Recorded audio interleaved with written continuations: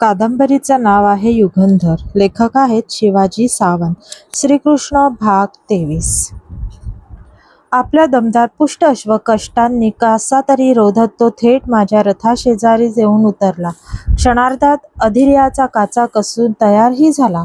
अश्वाच्या पाठीवरच्या कातडी खोबणीत रोवलेली प्रचंड गदा त्याने अवघ्या क्षणात बाहेर खेचली. आपल्या पुष्ट खांद्यांवर ती टाकली. माझ्यावर सरळ चालू येताना जाड भुवया वर चढवीत डोळे विस्फारून तो केवढ्या तरी मोठ्याने कडाडला. पळपुट्या, गवळटा!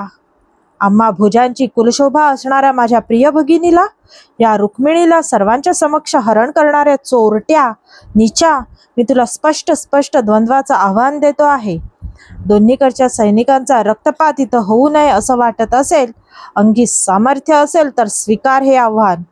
जायचंच असेल घेऊन आमच्या कुलकन्येला तर माझा मृतदेह तुडवूनच जावं लागेल तुला, नाहीतर या द्वंद्वात तुला मी वधेनच वधेन. तिला माघारी परत घेऊन जाईन कौंडिण्यपूरला, आम्ही निवडलेल्या शिशुपालाच्या कंठात वरमाला चढवण्यासाठी. प्रतिज्ञाच केली आहे मी नगर सोडताना की हे केलं नाही तर कौंडिण्यपुरात पुन्हा पाऊलच टाकणार नाही अशी. पळपुट्या, सामर्थ्य असेल तर खाली उतर. त्यानं खांद्यावरची प्रचंड गदा गोल गोल गरगर फिरवत जय अंबिके गरजत आव्हानाची चेतक ढंगदार युद्धधुंद मंडल सुद्धा घेतली. आता मला द्वंद्वाचं आव्हान स्वीकारणं भागच होतं. क्षत्रिय म्हणून मी एक प्रथा मानली होती वधूच्या हरणाची, तशीच ही सुद्धा मान्य करणं आता भाग होतं द्वंद्वाची. मीही क्षणात पितांबऱ्याचा कासा कसला, दंड थोपटले, केलीनंदक काकांचं स्मरण केलं. रथाच्या घेरातील माझी प्रचंड कौमुदी गदा उचलून आमचा यादवी रणघोष जय इडादेवी घुमवीत मी रथाबाहेर झेप घेतली. रुक्मिणीनं मला रोधण्यासाठी पकडलेलं माझं उत्तरीय तिच्या हातीच मागे राहिलं. मी गदेची ढंगदार आव्हानी मंडल धरली. अवंतीच्या सीमेवर कुरणात क्षणात आमच्या गदा द्वंद्वासाठी एकमेकींना टक्करल्या. खणखर घणसर टणकार उठले आणि ठिणग्याच ठिणग्या उडाल्या. एक भयंकर प्राणांतक द्वंद्व जुंपलं. दोन्हीकडचे सैनिक श्वास रोधून आवासत बघत प्रेक्षक झाले. रुक्मीच्या पायांच्या हालचालींवरून तो कोणता पवित्रा घेऊन कोणत्या दिशेने वर्मी प्रहार करणार हे मी अचूक ताडत होतो. त्याप्रमाणे मी गदा आडवी टाकत होतो. त्याच्या छातीचे मांडाचे हलणारे स्नायू टिपून प्रहार प्राणघातक असेल तर चक्क चुकवत होतो. दोघंही घामाघूम झालो. जागोजागी बसलेल्या गदेच्या तडाख्याने अंगभर रक्तधारात कसे नाहून निघालो. दोघांच्याही गदांच्या हातमुठी भक्कम प्रहारामुळे वक्र झाल्या. तसं गदायुद्ध आपोआप थांबलं.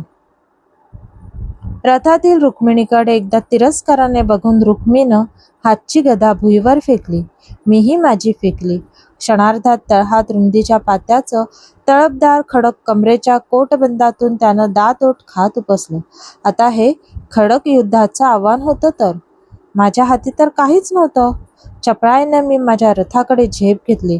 तत्पर दारुकानं फेकलेले नंदक खडक चापल्यानं वरच्या वर झेललं. आमची खडगांची चपळ खणखणाती आता सुरू झाली. एकमेकांवर कधी हवेतून मानेच्या दिशेने तर कधी खालून पोटरीच्या दिशेने सपासप चमकदार खडक प्रहार आम्ही करून बघू लागलो. ते तटवू लागलो. आम्ही दोघंही जागच्या जागी वारांनी घायाळ रक्तस्नात झालो.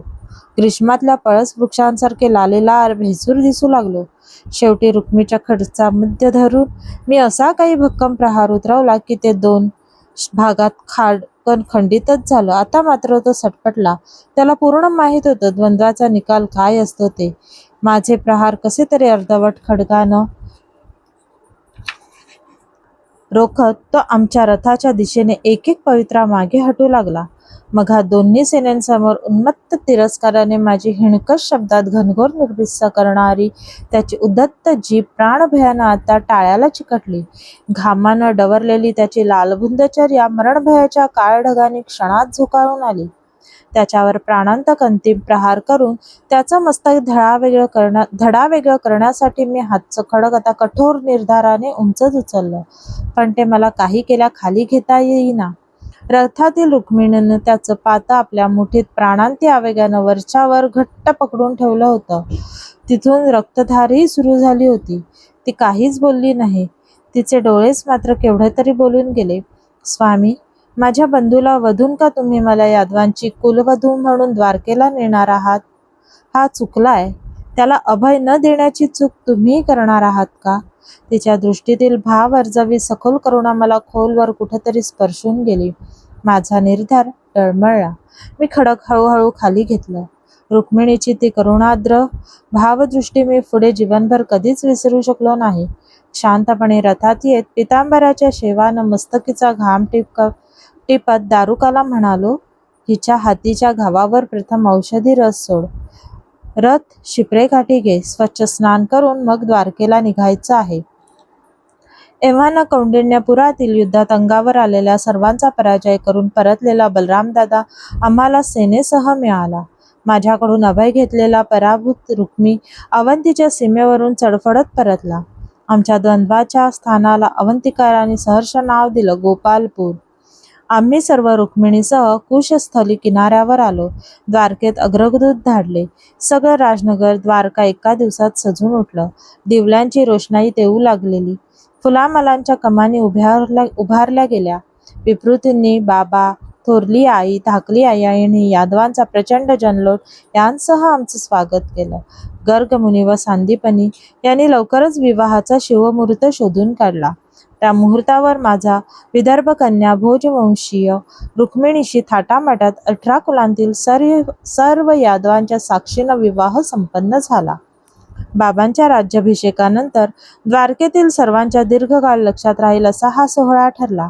यावेळी असंख्य मित्र महाजनपदांकडून भरघोस उपहार आले. द्वारकेची कोषागरं आणि भांडारं त्यांनी तुडुंब भरली.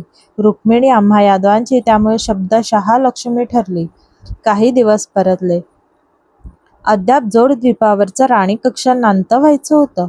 त्यामुळे रुक्मिणी आपल्या सेविका सख्यांसह माझ्या सुवर्ण सोपानाच्या राजगृहात राहू लागली. तो झळझळीत सोपान प्रथम माझ्यासह चढताना तिने मध्येच थपकून विचारलंही होतं. केवढ्या म्हणायच्या या पायदंड्या तरी? कशासाठी? ती अशी अनुपम सुंदर होती, तशीच अजोड बुद्धिमानही होती.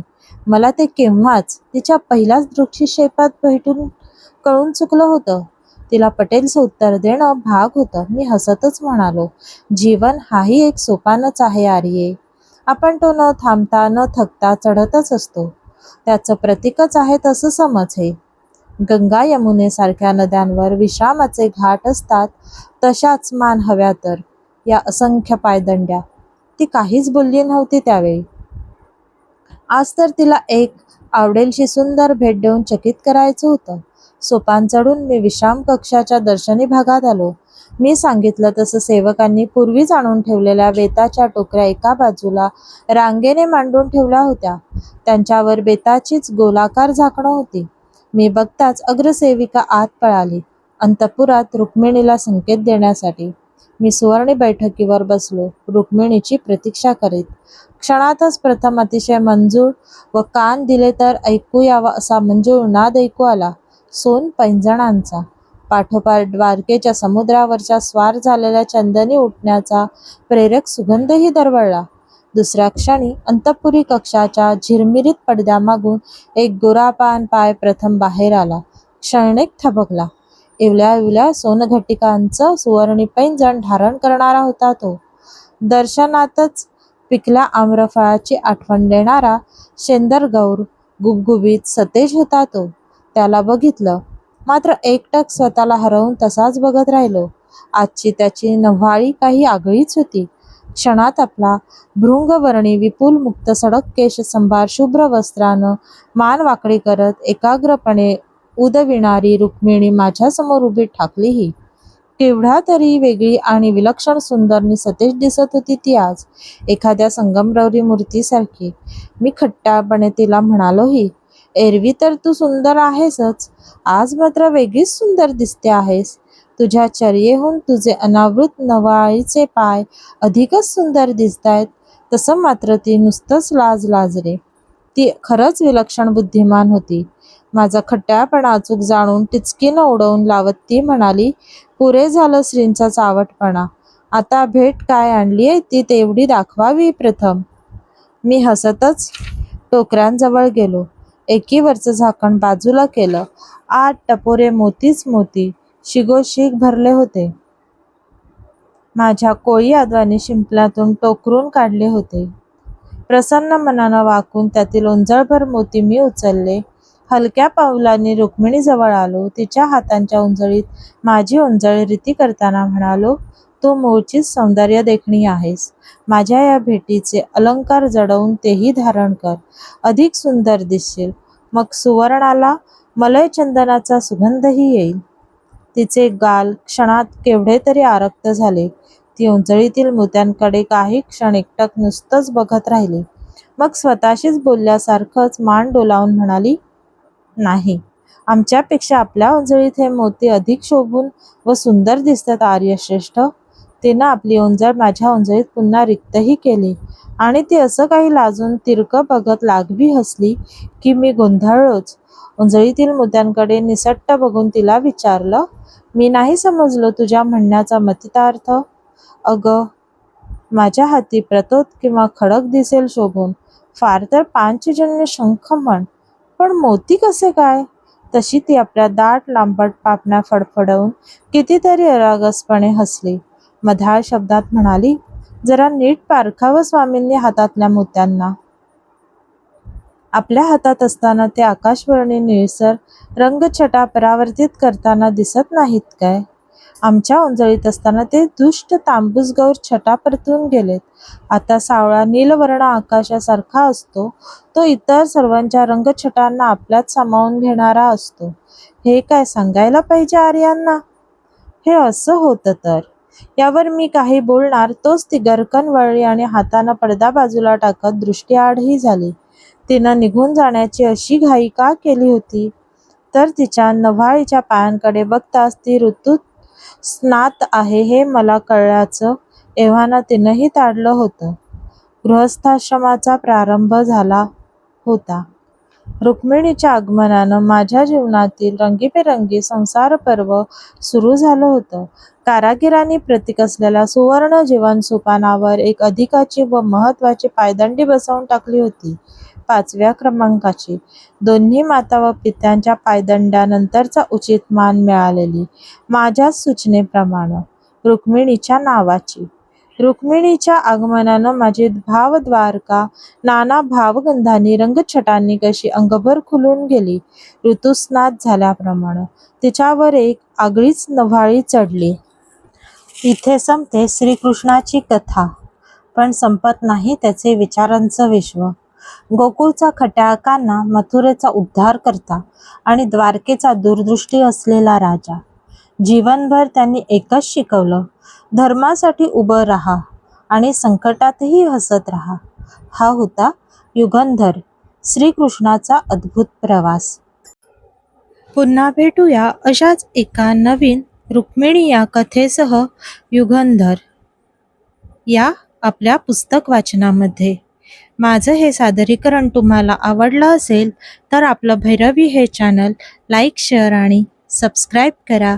तसेच बेल बटन प्रेस करायला विसरू नका, जेणेकरून येणाऱ्या रुक्मिणी या कथेचे सगळे भाग तुम्हाला सविस्तरपणे ऐकायला मिळतील. थँक्यू. धन्यवाद.